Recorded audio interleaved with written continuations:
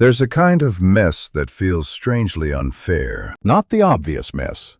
Not the kind that builds up after weeks of leaving things alone, where you can look around and think, yes, I know exactly how this happened. I mean the mess that comes back after you've already cleaned. You spend an hour putting things away.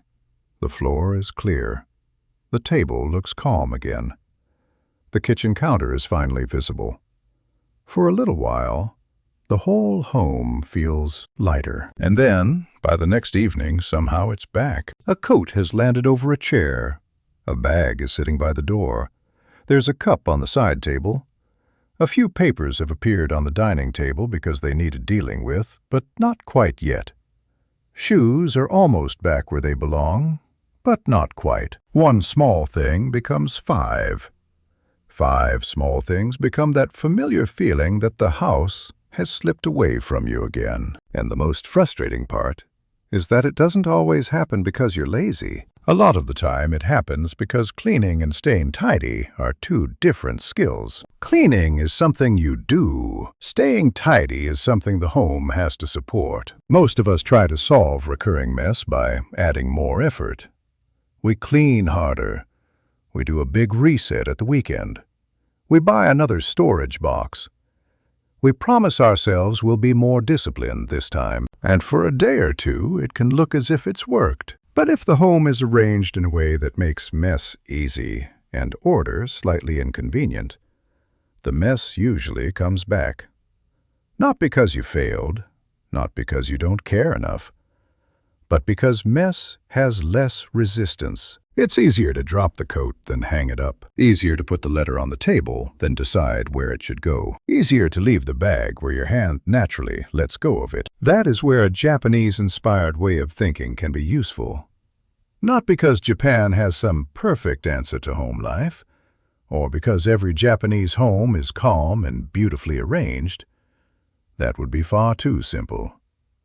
But many Japanese home habits do pay close attention to transitions, boundaries, small spaces, and the quiet act of returning things before they become a problem. And that shift matters. It's less about cleaning more often. It's about giving tidiness somewhere to go. Think about the moments you come home. You're carrying your bag, maybe your keys, your phone, some shopping, a jacket, a letter, a child's water bottle, something you meant to deal with earlier. Your mind is already on the next thing: dinner, messages, work, the washing. Something you forgot to buy. So the objects in your hands go wherever your body naturally puts them down. The keys go on the nearest surface.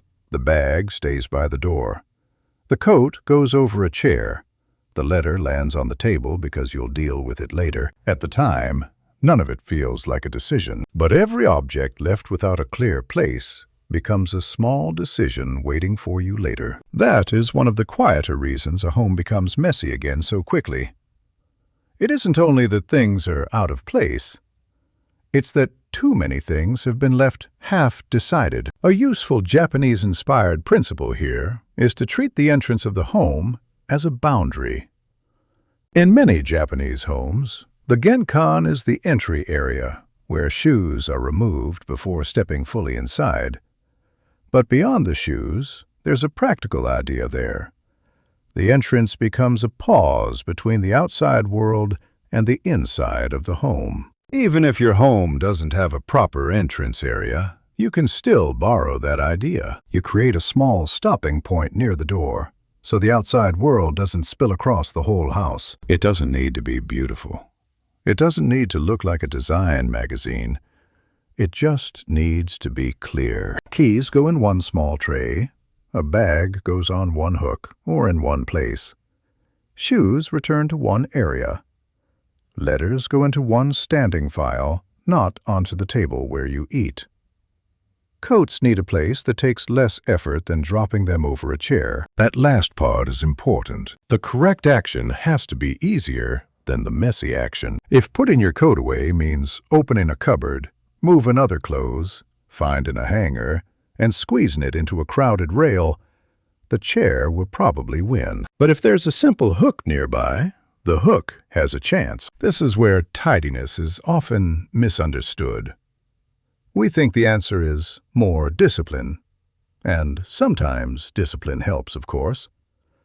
But in an ordinary home, on an ordinary evening, less resistance usually matters more. A home gets messy again when the tidy choice takes more effort than the messy choice. So before you blame yourself, look at the journey your objects are already taking. Where do things actually land? Not where you think they should land. Not where they would go on your most organized day. Where do they land when you're tired, distracted, or in a rush? That place is telling you something. If shoes always gather by the door, the shoe storage may be too far away, too full, or too awkward to use. If clothes always end up on a chair, the wardrobe may not be dealing with that in-between category. Clothes that aren't clean enough to put away, but aren't dirty enough to wash. If papers keep appearing on the table, the paper system is probably not immediate enough. If the kitchen counter never stays clear, it may be doing too many jobs at once. Food preparation, post, charging station, storage shelf, unfinished task area, and the place where everything gets dropped at the end of the day. Mess often shows you how the home is really being used. Instead of fighting that pattern, you can design around it. This is where a small Kaizen approach works well. Don't begin by trying to organize the entire house.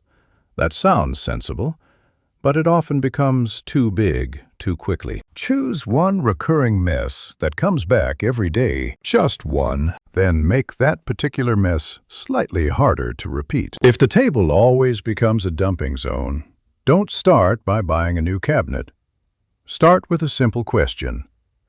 What are the 3 things that usually land here? Maybe it's post, keys, and school papers. So each one needs a simple first stop, not a perfect final system, just a first stop. A tray for keys, a slim folder for papers, a small basket for things that need to leave the house tomorrow. The aim isn't to make your home look impressive.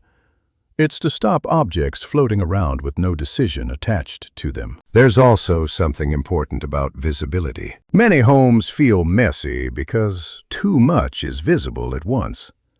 The room may be clean in a basic sense, but the eye still has nowhere to rest.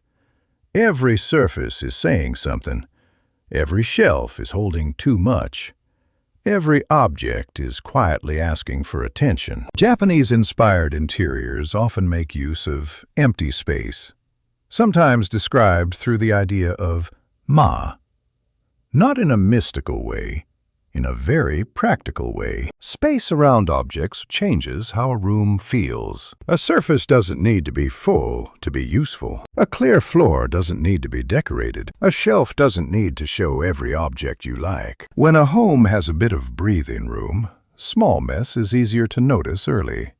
And when you notice it early, it's much easier to reset before it becomes a proper cleanup. That is why the daily reset matters more than the weekly rescue. A weekly rescue says, I'll let the mess grow, and then I'll fight it later.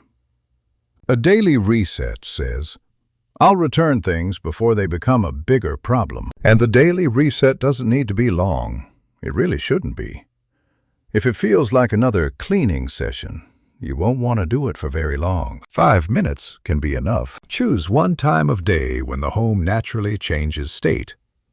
After dinner, before bed, before leaving in the morning. Pick one, not all 3. Then use the same small sequence each time. Clear the floor first. Return anything that belongs in another room. Reset the entrance. Clear one main surface. Prepare one thing for tomorrow. That's enough. Same order, same time, same small boundary. It works because it removes the question of where to start. You don't stand in the middle of the room trying to decide what matters most. You already know the sequence. Floor, misplaced items, entrance, main surface, tomorrow. When a habit has a sequence, it asks less from you. And when it asks less from you, it has a better chance of surviving an ordinary Tuesday night when you're tired and not in the mood. There's another rule worth keeping in mind. Never make storage more complicated than the behavior it's meant to support. A beautiful drawer organizer that depends on perfect folding might look lovely for a week. But if it doesn't match your real energy at the end of the day, it becomes one more system you slowly stop using. A simple basket used every day is better than an elegant solution you avoid. A hook can be better than a hanger. An open tray can be better than a drawer. A small shelf by the door can be better than a cupboard down the hall. The best system is not always the one that looks most organized. It's the one you still use when life is a bit untidy. And life is often a bit untidy. That is why the Japanese-inspired way of stopping mess is not about becoming a completely different person. It's about making the next right action smaller. If you want your home to stay tidy after cleaning, don't begin with the question, how can I clean more often? Start with, where does the mess begin? Does it begin at the door, on the floor, on the chair, on the kitchen counter, on the dining table? Find the first place where things stop moving properly. That is your starting point. Then give that place one simple rule. At the door, nothing comes in without being placed. On the floor, nothing rests there unless it truly belongs there. On the chair, clothes are either worn again, washed, or placed in one holding spot. On the counter, only today's useful objects stay out. Before bed, the home gets one short return cycle. The rule should be plain enough to remember when you're tired, because most habits don't fail when life is calm. They fail when life is normal, and normal life has noise in it. Late dinners, full inboxes, children needing things, washing that hasn't been folded yet. Days where you simply don't feel like doing anything extra. So the system has to be kind to that version of you, not the imaginary version who wakes up early, folds everything perfectly, and never leaves a cup in the wrong room. The real version. The person who wants a calmer home, but has also lived a full day before walking back into it. That is the quiet usefulness of Kaizen. Small improvements are not small because they don't matter. They are small because small is what you can repeat. A home that gets messy again after cleaning is not always asking for a dramatic reset. Often it is asking for a few better return points. A return point at the door. A return point for clothes. A return point for papers. A return point before bed. When objects know where to return, your mind carries less of the house. And over time, the home starts to feel a little different. Not perfect, not permanently spotless, just easier to come back to. So the next time you clean, don't only look at what you've cleared away.